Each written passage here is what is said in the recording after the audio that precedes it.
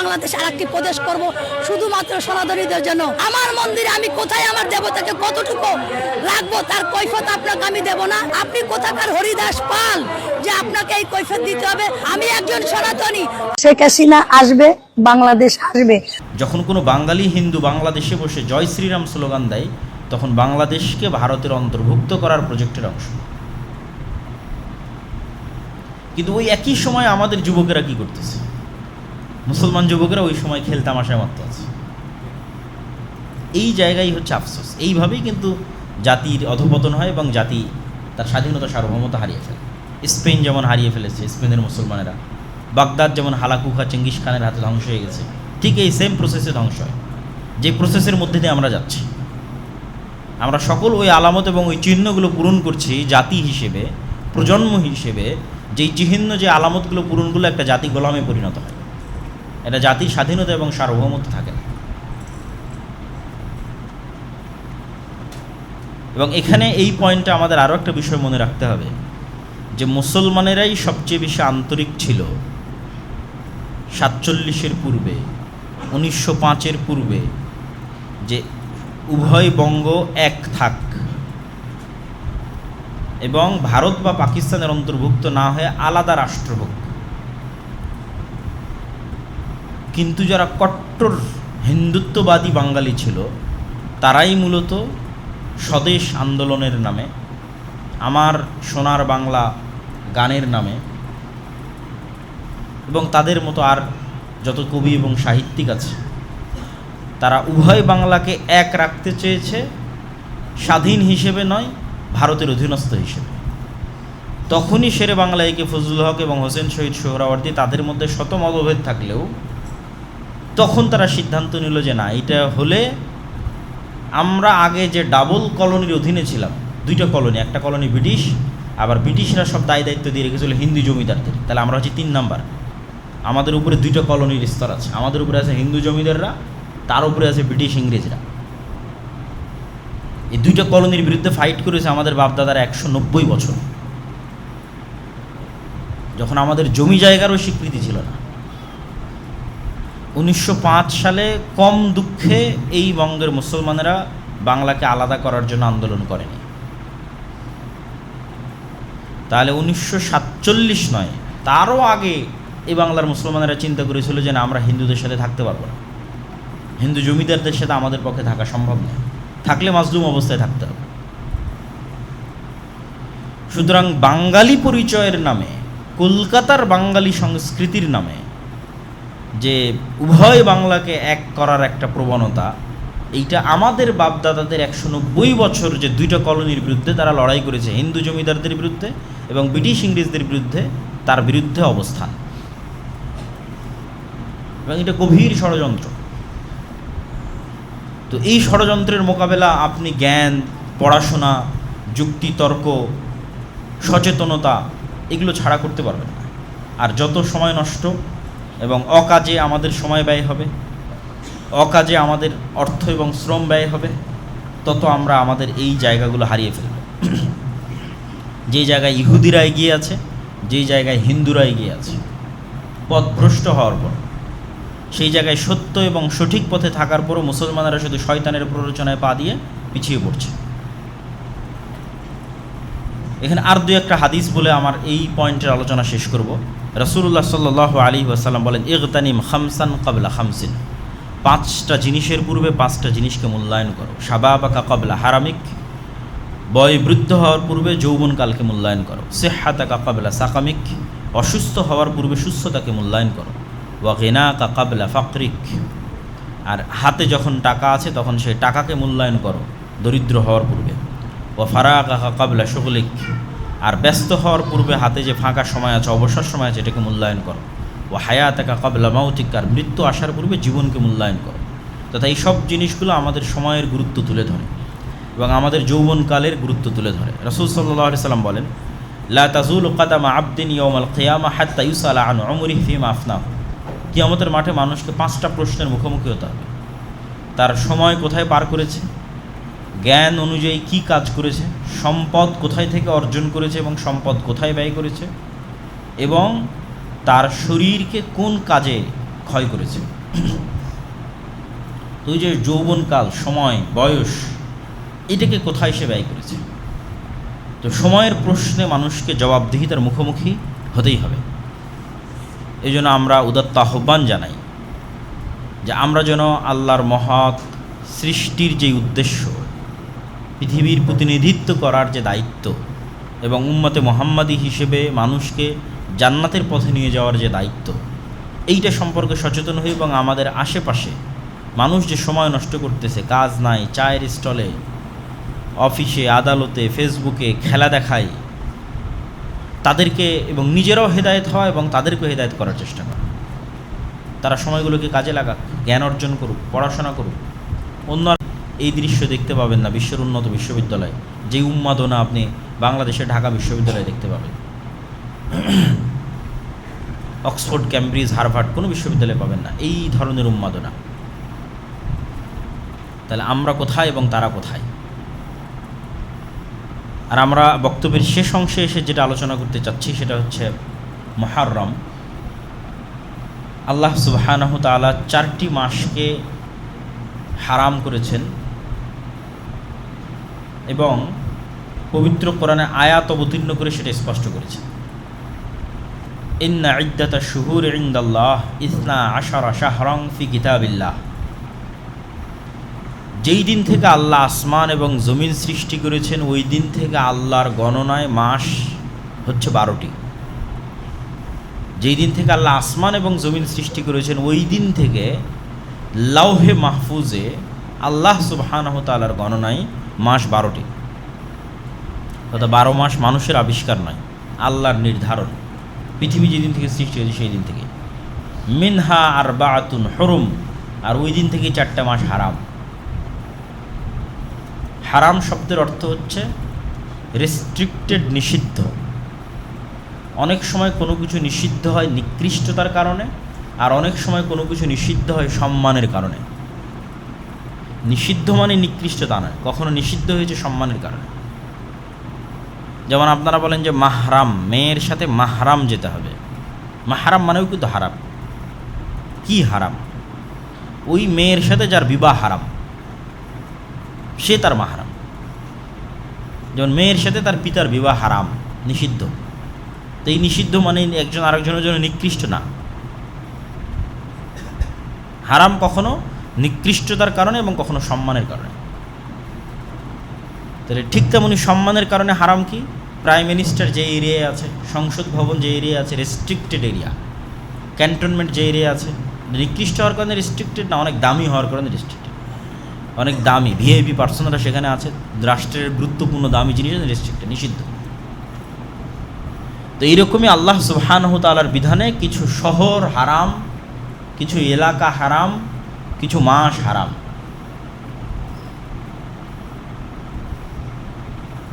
তো আল্লাহ সুবহানাহু ওয়া তাআলার নির্ধারণে যেই মাসগুলো হারাম তার মধ্যে একটি গুরুত্বপূর্ণ মাস হচ্ছে মুহররম। পরপর 3 মাস, যুল কায়দা, যুল হিজ্জা এবং মুহররম।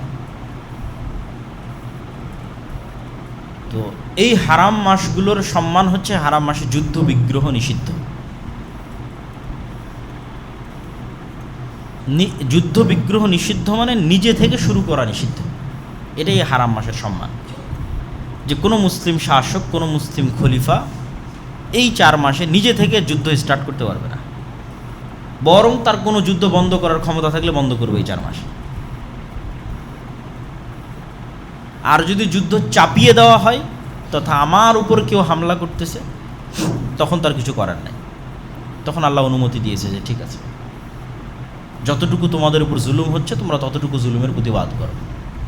কিন্তু নিজে থেকে হারাম মাসে যুদ্ধ শুরু করা যাবে না, মারামারি, গণ্ডগোল, ফাটাফাটি শুরু করা যাবে না। শান্তি বিরাজ রাখতে হবে।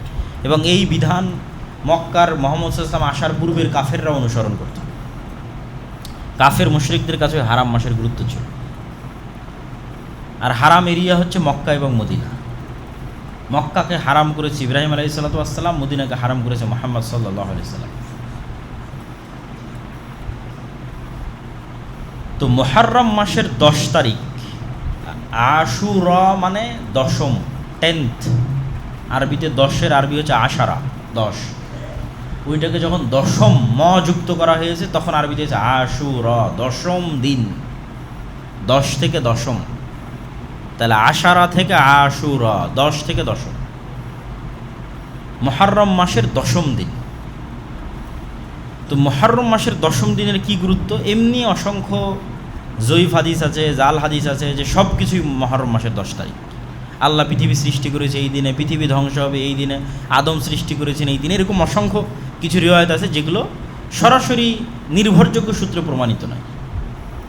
নির্ভরযোগ্য সূত্রে প্রমাণিত কি? নির্ভরযোগ্য সূত্রে প্রমাণিত একটাই, সেটা হচ্ছে ইয়াউমা নাজাল্লাহু সুবহানাহু তাআলা ইয়া বানি ইসরাঈল আযকুরু নি'মাতি আল্লাতী আন'আমতু আলাইকুম, হে বানু ইসরাইল স্মরণ করো আমার নিয়ামতের কথা। ওয়া ইয নাজ্জাইনাকুম মিন আলি ফিরআউন ইয়াসুমুনাকুম সুআল আযাব ইউযাব্বিহুনা আবনাআকুম ওয়া ইস্তাহইয়ুনা নিসাআকুম ওয়া ফী যালিকুম বালাউম মির রাব্বিকুম আযীম। স্মরণ করো সেই দিনের কথা যেই দিন আমি তোমাদের ফিরআউন থেকে মুক্তি দিয়েছিলাম। ফিরআউন কি করতো? ইয়াসুমুনাকুম সুআল আযাব, নিকৃষ্ট আযাব দিত তোমাদের। কীভাবে আযাব দিত? ইউযাব্বিহুনা আবনাআকুম, তোমাদের ছেলে সন্তানদের জবাই করতো। ওয়া ইস্তাহইয়ুনা নিসাআকুম, তোমাদের মেয়েদের বাঁচিয়ে রাখতো। কি দয়ায় বাঁচিয়ে রাখতো মেয়েদের? না, একদিকে পুরুষকে হত্যা করা হচ্ছে, আর একদিকে পরিবারের সম্মান, মেয়েদেরকে বাঁচিয়ে রাখা হচ্ছে দাসত্ব করার জন্য, প্র্যাকটিক্যাল দাসত্ব করার জন্য, আর পুরুষদেরকে হত্যাই করা হচ্ছে। তাহলে মেয়েদেরকে বাঁচিয়ে রাখা হচ্ছে লাঞ্ছনা, যে একটা জাতির লাঞ্ছনা এবং একটা পরিবারের লাঞ্ছনার সবচেয়ে বড় আলামত যে ওই বাড়ির স্ত্রী, ওই বাড়ির মেয়ে, ওই বাড়ির মা মানুষের দাস, মানুষের দাস। ইউযাব্বিহুনা আবনাআকুম, তোমাদের পুরুষদের হত্যা করা, ওয়া ইস্তাহইয়ুনা নিসাআকুম, তোমাদের মেয়েদের বাঁচিয়ে রাখা হচ্ছে দাস হিসেবে। এই ভয়ঙ্কর শাসকের নাম হচ্ছে ফিরআউন। আমি মুক্তি দিয়েছি। ওয়া ইয ফারাকনা বিকুমুল বাহরা, সমুদ্রকে চিরে দিয়েছি তোমাদের জন্য, যেন তোমরা ফিরআউনের কবল থেকে মুক্তি পাও। ওয়া আগরাকনা আলা ফিরআউন, আর ফিরআউনকে ডুবিয়ে দিয়েছি এই সমুদ্রে। তো এটা পৃথিবীর ইতিহাসে যতগুলো বড় ঘটনা আছে তার মধ্যে বিশাল বড় ঘটনা হচ্ছে বানু ইসরাইলের মুক্তি পাওয়া আর ফিরআউনের ডুবে যাওয়া মূসা আলাইহিস সালাতু ওয়াস সালামের মাধ্যমে, এবং সমুদ্র চিরে দ্বিখণ্ডিত হয়ে যাওয়া। এই ঘটনা যেই দিন ঘটেছে সেটাই মুহররমের 10 তারিখ। এবং আজও ইহুদিদের কাছে এই দিন খুবই সম্মানিত, এবং তারা এই দিনের যে নামে তারা উদযাপন করে সেটা হচ্ছে ইয়ম কিপ্পুর। হিব্রু ভাষায় যেটাকে আমরা আশুরা বলছি ওটাকেই বলা হয় ইয়ম কিপ্পুর। তো রাসূলুল্লাহ সাল্লাল্লাহু আলাইহি ওয়াসাল্লাম যখন মদিনায় গেলেন তখন মদিনার ইহুদিরা এই দিনে সিয়াম পালন করত। তখন রমজানের সিয়াম আসেনি। তো রাসূল সাল্লাল্লাহু আলাইহি ওয়াসাল্লাম বললেন, তোমরা কেন এই দিনে সিয়াম পালন করো? তো বললো এই ঘটনা। তো আল্লাহ নবী বললেন, ফানাহনু আহাক্কু আওলা বিমূসা মিনকুম, বলছে মুসার খুশিতে খুশি হওয়ার হকদার তোমাদের চাইতে আমি বেশি। কেন? মুসা যেই তাওহীদের দাওয়াত দিত, যেই সিরাতে মুস্তাকিমের দাওয়াত দিত, এবং যেই ধারাবাহিক নবুয়তের ধারাবাহিকতায় মুসা, তারপরে আরও পরে ঈসা আলাইহিস সালাতু ওয়াস সালাম, সেই ধারাবাহিকতায় আমি মুহাম্মদ সাল্লাল্লাহু আলাইহি ওয়াসাল্লাম। তাহলে মূলত মুসা আলাইহিস সালাতু ওয়াস সালামের সকল কষ্টে কষ্ট পাওয়ার এবং সকল খুশিতে খুশি হওয়ার মূল হকদার হচ্ছে আমি। কেন? তোমরা এখন নামে মুসা আলাইহিস সালাতু ওয়াস সালামের অনুসারী, কিন্তু কাজে পথভ্রষ্ট, অভিশপ্ত। তো রাসূল সাল্লাল্লাহু আলাইহি ওয়াসাল্লাম সিয়াম পালন করলেন, এবং ইহুদিদের বিরোধিতার খাতিরে একদিন আগে অথবা একদিন পরে আরেকটা সিয়াম তিনি অতিরিক্ত করে দিলেন। 10ম দিনের আগে 9 তারিখ অথবা 10ম দিনের পরে 11 তারিখ, যাতে আহলে কিতাব তথা ইহুদিদের থেকে মুসলমানের ইবাদত একটু হলেও আলাদা হয়। তো রাসূলুল্লাহ সাল্লাল্লাহু আলাইহি ওয়াসাল্লাম দুটো হাদিস, আফজালুস সিয়াম বা'দা রমাদান শাহরুল্লাহিল মুহাররম, রমাজানের পরে আল্লাহর নিকটে সবচেয়ে শ্রেষ্ঠ সিয়াম হচ্ছে মুহররম মাসের সিয়াম। আর আরেকটা হাদিসে রাসূল সাল্লাল্লাহু আলাইহি ওয়াসাল্লাম বলেন, সিয়াম ইয়াউম আশুরা আহতাসিবু আলাল্লাহ আন ইউকাফিরা সানাতাল্লাতী ক্বাবলাহ। আমরা কিছুদিন পূর্বে আরাফার সিয়াম রেখেছিলাম 1 বছর আগের এবং 1 বছর পরের গুনাহ, আর রাসূল সাল্লাল্লাহু আলাইহি ওয়াসাল্লাম এটাতে বলছেন আশুরাতে 1 বছর পূর্বের গুনাহ। আল্লাহ সুবহানাহু ওয়া তাআলা আশুরার একদিন সিয়ামে মানুষের 1 বছরের পূর্বের গুনাহ ক্ষমা করে দেবেন। কিন্তু দুঃখের বিষয় হচ্ছে এই আশুরাকে নিয়ে আমাদের সমাজে অনেক আকীদাগত বিভ্রান্তি আছে, আর এই বিভ্রান্তির একটা ঘটনাও আছে কাকতালীয়। সেটি হচ্ছে হোসাইন রাদিয়াল্লাহু তাআলা আনহুর মৃত্যু। হাসান এবং হুসাইন রাদিয়াল্লাহু তাআলা আনহুমার প্রতি ভালোবাসা ঈমানের অঙ্গ, আলী রাদিয়াল্লাহু তাআলা আনহুর প্রতি ভালোবাসা ঈমানের অঙ্গ, সকল সাহাবীদের প্রতি ভালোবাসা ঈমানের অঙ্গ। আল্লাহর নবীর পরিবার পরিজনের প্রতি বিদ্বেষ পোষণ করা কাফের হওয়ার আলামত, মুনাফিক হওয়ার আলামত। কিন্তু মুহাম্মদ সাল্লাল্লাহু আলাইহি ওয়াসাল্লামকে যেমন যিশু খ্রিস্টের জায়গায় বসানো যাবে না, ঠিক তেমনি মুহাম্মদ সাল্লাল্লাহু আলাইহি ওয়াসাল্লামের কোনো সাহাবীকেও যিশু খ্রিস্টের জায়গায় বসানো যাবে না। যিশু খ্রিস্টকে তথা ঈসা আলাইহিস সালাতু ওয়াস সালামকে খ্রিস্টানরা কোথায় বসিয়েছে? এমন উঁচুতে নিয়ে চলে গেছে যে সারা পৃথিবীর সব মানুষের গুনাহ নিয়ে ঈসা আলাইহিস সালাতু ওয়াস সালাম মারা গেছে, নাউজুবিল্লাহ। এই জন্য ঈসা আলাইহিস সালাতু ওয়াস সালামের মৃত্যুকে উদযাপন করা, কাছাকাছি ওই সেম থিওরিতে চলে গেছে একদল বিভ্রান্ত মুসলমান হুসাইন রাদিয়াল্লাহু তাআলা আনহুর মৃত্যুকে নিয়ে। অথচ হুসাইন রাদিয়াল্লাহু তাআলা আনহুর চেয়ে অবশ্যই শ্রেষ্ঠ আশারায়ে মুবাশশার বিল জান্নাহ, জান্নাতের সুসংবাদপ্রাপ্ত 10 জন সাহাবী, অন্তত তার নিজের পিতা আলী রাদিয়াল্লাহু তাআলা আনহু তো অবশ্যই শ্রেষ্ঠ। তো যারা জান্নাতের সুসংবাদ প্রাপ্ত এবং তাদের মধ্যে যে 4 জন খলিফা, তাদেরকেও অনেককেই হত্যা করা হয়েছে। ওমরকে হত্যা করা হয়েছে, ওসমানকে হত্যা করা হয়েছে রাদিয়াল্লাহু তাআলা আনহুম। তাদের হত্যা উম্মতে মুহাম্মাদির জন্য যতটা ক্ষতিকর, ওই সময়ের জন্য যতটা ব্যথার, দুঃখের এবং কষ্টের ছিল, হুসাইন রাদিয়াল্লাহু তাআলা আনহুর হত্যাও দুঃখের এবং কষ্টের, কিন্তু তুলনা করা সম্ভব নয়। তাহলে হুসাইন রাদিয়াল্লাহু তাআলা আনহুর হত্যায় যদি শোক পালন করতে হয়, তাহলে আবু বকর, ওমর, উসমান, আলীর হত্যাতেও তো তার চেয়ে বেশি শোক পালন করতে হবে, আর তার চেয়ে বেশি শোক পালন করতে হবে মুহাম্মদ সাল্লাল্লাহু আলাইহি ওয়াসাল্লামের মৃত্যুতে। কিন্তু ইসলাম তো শোকের ধর্মই নয়, ইসলাম শোকের দিন নয়। সর্বোচ্চ স্বামীর মৃত্যুতে মানুষ শোক পালন করতে পারে 4 মাস 10 দিন, সর্বোচ্চ। সেখানে যুগ যুগ যাবৎ আমরা একটা বিভ্রান্ত আকিদাকে লালন করে, যেই দিনে মূলত মুসা আলাইহিস সালাতু ওয়াস সালামের মুক্তিতে খুশি হয়ে সিয়াম পালন করার কথা, সেই দিনকে আমরা তাজিয়া মিছিল এবং বিভিন্ন কিছু, এবং আশুরা মুহররমকে, যেটা শরীয়তে ছিল, মানুষ জানেই না যে আশুরা মুহররম মানে মুসা আলাইহিস সালাতু ওয়াস সালামের মুক্তি। সবাই জানে আশুরা মুহররম মানে হুসাইন রাদিয়াল্লাহু তাআলা আনহুর হত্যা। এইটা হচ্ছে পলিটিক্স। শিয়া এবং সুন্নিদের যে দ্বন্দ্ব, এটার শুরুটা পলিটিক্স থেকে, রাজনীতি থেকে। এবং গল্প বলাতে যেহেতু তারা বেশি এক্সপার্ট, উপন্যাস লিখতে বেশি এক্সপার্ট পারস্যরা, ফলত হৃদয় বিদারক এই গল্পকে অনেক হাইলাইট করে হৃদয় বিদারক অসংখ্য সাহিত্য তৈরি হয়েছে, বাংলাতেও অসংখ্য সাহিত্য তৈরি হয়েছে, এবং এটাকে একটা কালচারে রূপান্তর করা হয়েছে। এবং এটাকে শোক পালন, এই দিনে শোক পালন করাকে এবং নিজের উপর জুলুম করাকে ইবাদত বানানো হয়েছে, যেটার সাথে ইসলামের ন্যূনতম সম্পর্ক নেই। মানুষ নিজের গায়ে আঘাত করবে ছুরি দিয়ে, হাজার হাজার মানুষ রক্তাক্ত করবে নিজের মাথাকে, কষ্ট দিবে নিজেকে, এর সাথে ইসলামের ন্যূনতম সম্পর্ক নেই। এগুলো সম্পূর্ণরূপে হারাম। মানুষ নিজেকে কখনোই কষ্ট দিতে পারে না, ইসলামে নিষিদ্ধ। লা তুলকু আইদিকুম, তোমরা নিজেদেরকে তাহলুকা, স্বেচ্ছায় ধ্বংসের দিকে নিক্ষেপ করিও না, আল্লাহর আদেশ। এবং আত্মহত্যাও ইসলামে হারাম। এগুলো কাছাকাছি আত্মহত্যার মতো প্রবণতা। তো এই ধরনের বিভ্রান্ত এবং ভ্রান্ত আকিদা থেকে বের হয়ে এসে আমাদের আশুরা মুহররমের সঠিক আকিদা এবং সঠিক বিশ্বাস লালন করতে হবে। হ্যাঁ, হুসাইন রাদিয়াল্লাহু তাআলা আনহু যেমন আলে বাইতের অংশ, আয়েশা রাদিয়াল্লাহু তাআলা আনহাও আলে বাইতের অংশ। আলী ইবনে আবি তালিব রাদিয়াল্লাহু তাআলা আনহু রাসূল সাল্লাল্লাহু আলাইহি ওয়াসাল্লামের এক চাচা, আবু তালেবের সন্তান। তো রাসূল সাল্লাল্লাহু আলাইহি ওয়াসাল্লামের তো আরও চাচা আছে, আব্বাস ইবনে আব্দুল মুত্তালিব, হামজা ইবনে আব্দুল মুত্তালিব, তাদের সন্তানেরা কই? তাদের সন্তানেরও আলে বাইতের অংশ। আব্দুল্লাহ বিন আব্বাস এবং তাদের পরিবার আলে বাইতের অংশ। তাহলে শুধু একজনকে যদি আমি সম্পূর্ণরূপে আলাদা করে নিই, আলী রাদিয়াল্লাহু তাআলা রাসূল সাল্লাল্লাহু আলাইহি ওয়াসাল্লাম মাত্র এক মেয়েকে বিবাহ করেছে, আর ওসমান রাদিয়াল্লাহু আনহু 2 মেয়েকে বিয়ে করেছে। তো রাসূল সাল্লাল্লাহু আলাইহি ওয়াসাল্লামের 2 মেয়েকে বিয়ে করার পর ওসমান রাদিয়াল্লাহু আনহু হয়ে গেল আমার কাছে ঘৃণার পাত্র, আর এক মেয়েকে বিবাহ করার কারণে আমি তাকে হাইলাইট করে উপরে নিয়ে যেতে যেতে যেতে যেতে কেউ কেউ ইলাহ আল্লাহ বানিয়ে ফেলেছে আলী রাদিয়াল্লাহু তাআলা, নাউজুবিল্লাহ। তাহলে এই তুলনাগুলো থেকেই তো বোঝা যায় যে এটার মধ্যে কোথাও না কোথাও গ্যাপ আছে, ভুল ত্রুটি আছে।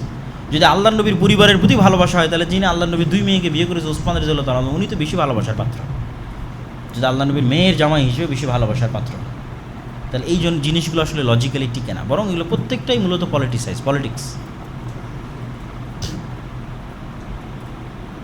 হ্যাঁ, এটা ঠিক যে যেই মুহূর্তে হোসাইন রাদিয়াল্লাহু তাআলা আনহুকে হত্যা করা হচ্ছে ওই মুহূর্তের শাসক ইয়াজিদ, কিন্তু উমাইয়াদের দারুল খেলাফা হচ্ছে দামেস্ক, আর নিহত হচ্ছেন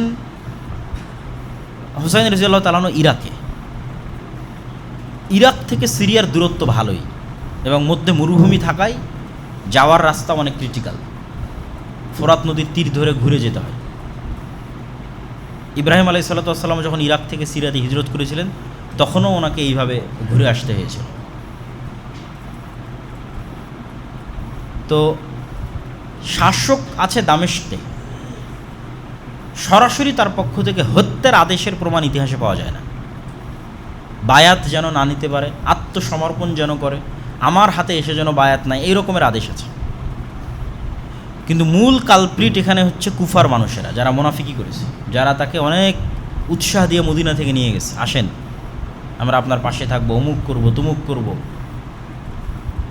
কিন্তু যাওয়ার পর আর পাশে নাই। তো মূল কালপ্রিট হচ্ছে আহলে কুফা, কুফার তৎকালীন যারা মানুষ, যারা তাকে দাওয়াত দিয়ে উস্কিয়ে মদিনা থেকে বের করে নিয়ে এসেছে কুফায়, কিন্তু যখন কুফায় এসেছে তখন আর সাথ দেয়নি। ঘটনা অত্যন্ত হৃদয় বিদারক। অবশ্যই ইয়াজিদ ইবনে মুআবিয়াকে এতটুকুর জন্য দায় দেওয়াই যায় যে সে হত্যাকারীর কোনো বিচার করেছিল কিনা, এই প্রশ্ন অবশ্যই উত্থাপন করা যায়। এই জন্য আহলুস সুন্নাত ওয়াল জামাতের পক্ষ থেকে শাইখুল ইসলাম ইবনে তাইমিয়া বলেছেন ইয়াজিদ ইবনে মুআবিয়া না প্রশংসার যোগ্য না নিন্দারও যোগ্য। নিন্দা করেও আমরা গুনাহের ভাগিদার হতে রাজি নই, প্রশংসা করেও কেন সে সাহাবী নয়, আলাদা করে তার প্রতি আমাদের কোনো জিম্মেদারিও নাই। কিন্তু এইটার কারণে তার পিতা মুআবিয়া রাদিয়াল্লাহু তাআলা আনহুকে দায় দেওয়া, তখন তিনি পৃথিবীতে নাই, উনি অনেক আগে পৃথিবী থেকে চলে গেছেন। মুআবিয়া রাদিয়াল্লাহু তাআলা আনহু আরেক সাহাবীর সন্তান, যে আবু সুফিয়ান, মুআবিয়া ইবনে আবি সুফিয়ান। আবু সুফিয়ান হচ্ছে আবু জাহালের পরে মক্কার কুরাইশদের নেতা। আবু সুফিয়ান রাদিয়াল্লাহু তাআলা আনহু মক্কা বিজয়ের সময় ইসলাম গ্রহণ করে।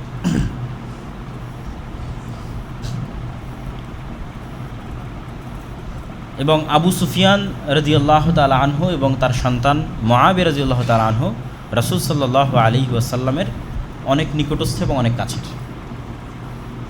যারাই পূর্বে কাফের থেকে মুসলমান হয়েছে তাদের কারো প্রতি বিদ্বেষ রাখার সুযোগ নাই, তার পূর্বের কাফের অবস্থার কারণে। কী জন্য সুযোগ নাই? ওমর রাদিয়াল্লাহু তাআলা আনহু তো পূর্বে কাফের ছিলেন, মুশরিক ছিলেন, রাসূল সাল্লাল্লাহু আলাইহি ওয়াসাল্লামের শত্রু ছিলেন। খালিদ বিন ওয়ালিদ তো এক যুদ্ধে মুহাম্মদ সাল্লাল্লাহু আলাইহি ওয়াসাল্লামের বিরুদ্ধে বিজয় অর্জন করেছে, উহুদের যুদ্ধে। পরে খালিদ বিন ওয়ালিদ তো সব যুদ্ধে মুসলমানদের নেতৃত্ব দিয়েছে। আজ যদ্দূর পর্যন্ত মুসলমানদের সীমানা সবই খালিদ বিন ওয়ালিদের অবদান। তাহলে যেই কারণে আপনি ওমর রাদিয়াল্লাহু তাআলা আনহুকে ঘৃণা করতে পারেন না, খালিদ বিন ওয়ালিদকে পারেন না, ওই কারণে আবু সুফিয়ান এবং মুআবিয়া বিন আবু সুফিয়ানকে পারেন না। বরং ঘৃণা করা তো বহু দূরের কথা, ঘৃণা রাখলে মানুষ কাফের হয়ে যেতে পারে। এই জন্য একটা প্রশ্নের উত্তরে একজন সালাফ বলেছেন যে ওমর ইবনে আব্দুল আজিজ বেশি শ্রেষ্ঠ না মুআবিয়া বিন আবি সুফিয়ান বেশি শ্রেষ্ঠ? কেন ওমর ইবনে আব্দুল আজিজের শাসনকালকে মানুষ খোলাফায়ে রাশেদার শাসনকালের সাথে তুলনা করত, অথচ ওমর ইবনে আব্দুল আজিজ সাহাবী নয়, উমাইয়া খেলাফতের একজন শাসক। তখন একজন সালাফে সালিন উত্তরে বলেছেন যে ওমর ইবনে আব্দুল আজিজের সারা জীবনের আমল আর মুআবিয়া বিন আবি সুফিয়ানের একটা সিজদা যা রাসূল সাল্লাল্লাহু আলাইহি ওয়াসাল্লামের সাথে দিয়েছে, দুইটার তুলনা হবে না। সাহাবীদেরকে ওই সর্বোচ্চ মর্যাদার জায়গাতেই রাখতে হবে। ফলত এই নিকৃষ্ট পলিটিক্সের মধ্যে ঢুকে ঈমান হারানো অত্যন্ত বড় একটি শয়তানের ষড়যন্ত্র। এই ষড়যন্ত্রে আমাদের পা দেওয়া যাবে না। আল্লাহ সুবহানাহু ওয়া তাআলা আমাদের মুহররমের 10 তারিখের যে সঠিক ইতিহাস সেটি জানার এবং মুসা আলাইহিস সালাতু ওয়াস সালামের যে মুক্তি এই মুক্তিতে আনন্দিত হয়ে সিয়াম পালন করার তৌফিক দান করুক, আল্লাহুম্মা আমিন। আর বক্তব্যের শুরুতে আমরা যে আলোচনা করেছি, আমাদের দুনিয়ার জীবনের যে খেলতামাশার মাধ্যমে আমাদের মৃত্যুকে ভুলিয়ে রাখতে চায় শয়তান, আল্লাহর স্মরণ থেকে আমাদের গাফিল করতে চাই, শয়তানের সেই প্রজেক্টগুলোর আমরা অংশ হচ্ছে, আমাদের সময় নষ্ট করছে, আমাদের যুবক সমাজ সময় নষ্ট করছে। অথচ হিন্দু এবং ইহুদিরা কি করতেছে সেটা থেকে আমরা সম্পূর্ণরূপে গাফেল। এই যে গোলামির রাস্তা আমরা অবলম্বন করতেছি, বানু ইসরাইল হয়ে যাচ্ছে, বানু ইসরাইলদের মতো গোলামের রাস্তায় চলে যাচ্ছে। এটা বিষয়ে আমাদের সচেতনতা তৈরি করতে হবে এবং আল্লাহ সুবহানাহু ওয়া তাআলার সাথে সম্পৃক্ত হওয়ার মাধ্যমে জ্ঞান, গবেষণা, পড়াশোনা, কাজ, প্রোডাক্টিভিটি এগুলো নিয়ে ব্যস্ত থাকতে হবে।